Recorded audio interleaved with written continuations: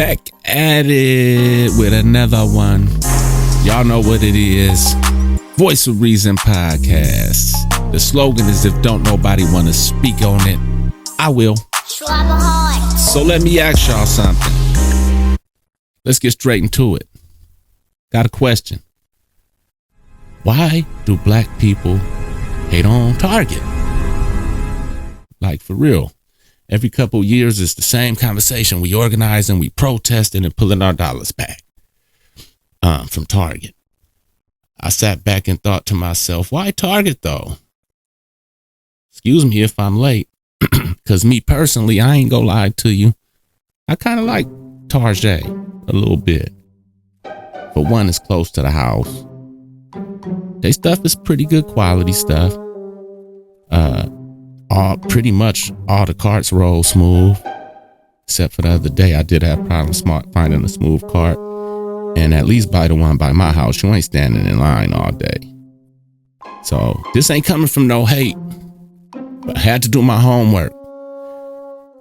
And I started seeing something different. Because see, Target just wasn't any store. They positioned themselves like they was for black people, especially after the George Floyd protests. Because they were speaking up, they push black-owned brands. I remember I bought a Black Excellence shirt. I tried to find it during Black History Month, couldn't find it. And they aligned with things like the, the 15% pledge. Yeah. And they made it seem like they was rocking with us. And then that energy shifted when the DEI started getting rolled back across corporate America when Trump put the end of that. And at that point, it didn't feel like business. It just straight up felt like they used black folks when it was convenient. As they all do, they exploit the moment. Now, here's the part nobody's saying out loud. We don't go to Target like that because we hate Target. We go at Target because when you think about it from that standpoint, that's like a business that we should have some power at, because we don't expect much from Walmart,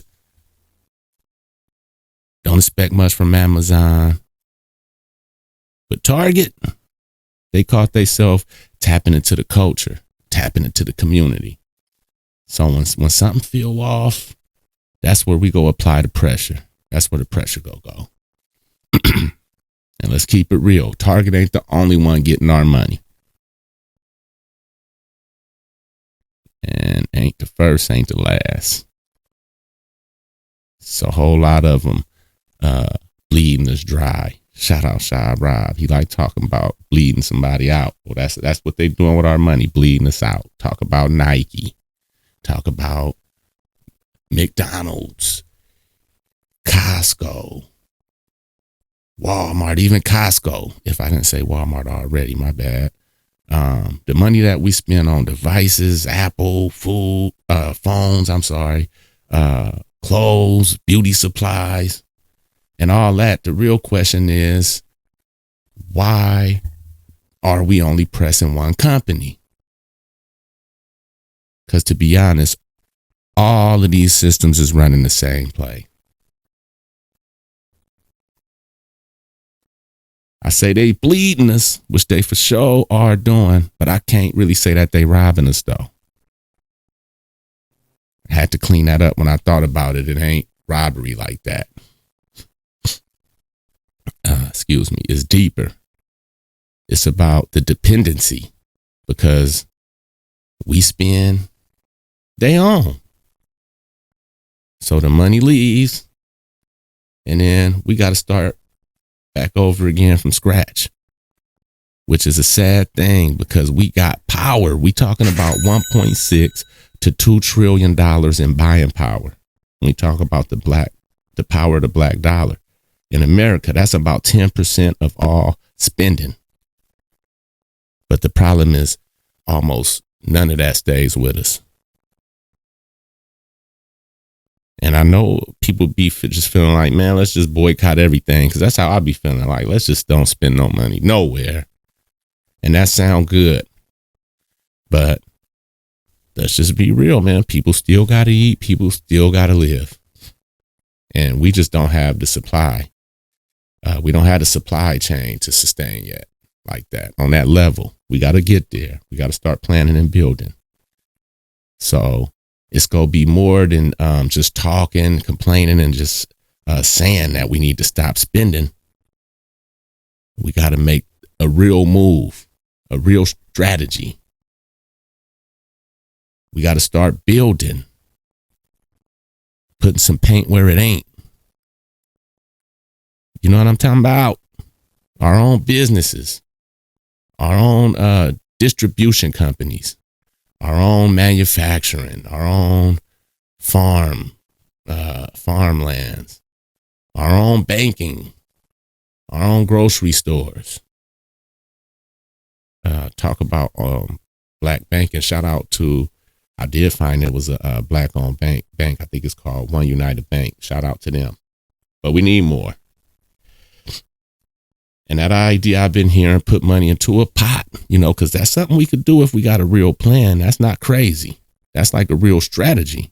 If we go not spend the money somewhere, let's find somewhere to put the money.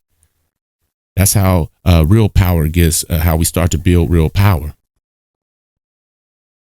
So Target ain't really the enemy. Let's just say Target is an example. It's like a mirror. Hold that mirror up. Look at Target. And see how much we spending. See where it's going. And what we don't control if we really want to make a change, because it ain't about just one boycott.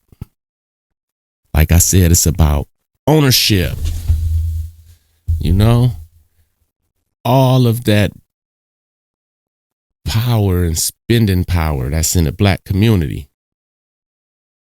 And what do we get? Let's see. Walmart, McDonald's, Dollar Tree, Family Dollar, or Dollar General. You get smoke shops, cigarette stores, liquor stores, check cashing, that kind of stuff. You ain't gonna see no Whole Foods or some of the bankings like the Merrill Lynch or Charles Schwab or those kind of places. They not go set up shop nowhere like Vallejo. And it's sad, but it is racially driven. I mean, areas like Vallejo, I guess they think that we just ain't got the money to spend at a place like a Whole Foods, or I can't forget what the other name place is. But Whole Foods, and then the other one.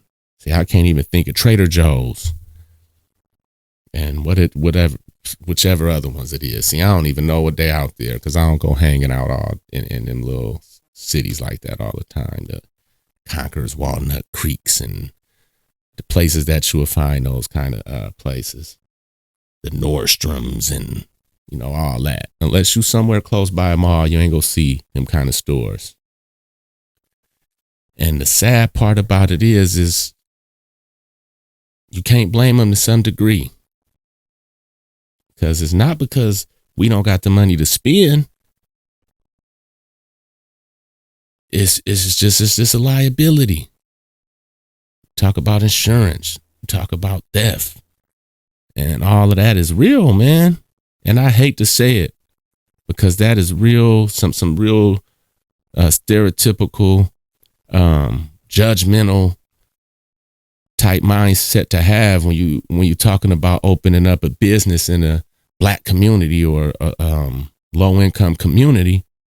But I seen it firsthand, where you have a home based business where somebody from the community that's actually doing right by the community and straight up, black owned, they getting burnt up, smashed in, and everything too. Because people they just don't care. They not protecting, what's ours. So when you think about it from that perspective, like we got to accept some of the blame too. But y'all know what it is. It's the Voice of Reason podcast. And y'all know I just had to speak about it because if didn't nobody else want to. Y'all know I will. So with that being said, as we always say at the end, please hit the subscribe button. Make sure that y'all following this movement. Make sure y'all don't miss none of the content because it's coming back to back, as y'all can see. So make sure y'all comment. Let me know how y'all feel about the episode. Just share with some thoughts on what's on your mind. And we go keep it moving until the next episode. It's the General, Rob Reason. Salute.